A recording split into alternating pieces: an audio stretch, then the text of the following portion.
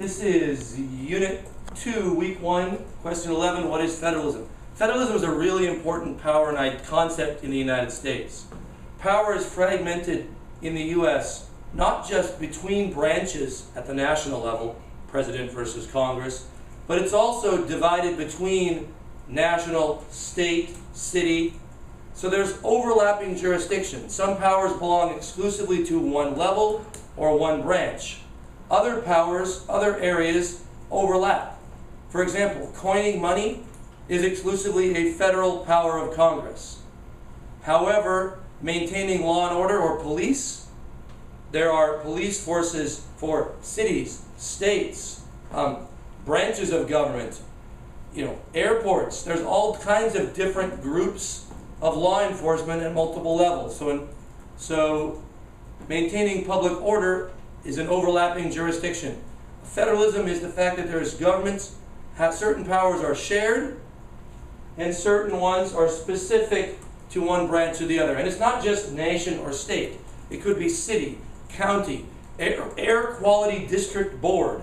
I mean, there are all kinds of different government bodies.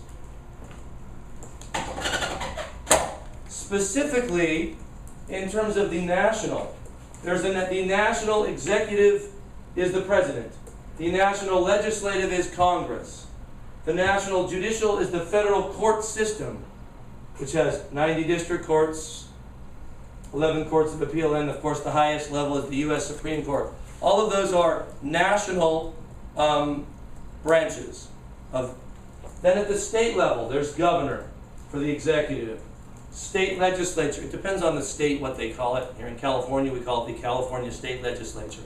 All of them in the U.S. are bicameral in two halves, except for Nebraska, which is unicameral, and who knows why.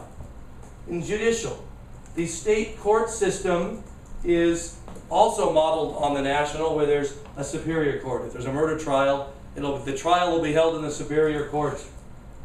And then if there's an appeal, it'll go to one of the state courts of appeal, and eventually to the state Supreme Court. Could be appealed that high. At the local level, there's an executive, the mayor.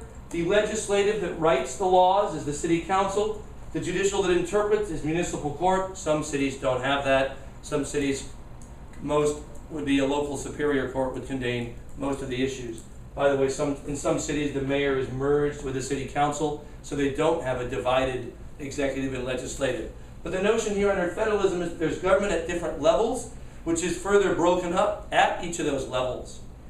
And on top of that, some powers belong to one level, some belong to only one branch, and then sometimes they overlap, which makes it even more difficult for any one group to grab too much power. All of that was part of the design of the original Madisonian system, of a federal government broken up and a government with different regions and areas across the country. All of these are protections for liberty to prevent the aggrandizement of power too much in one location.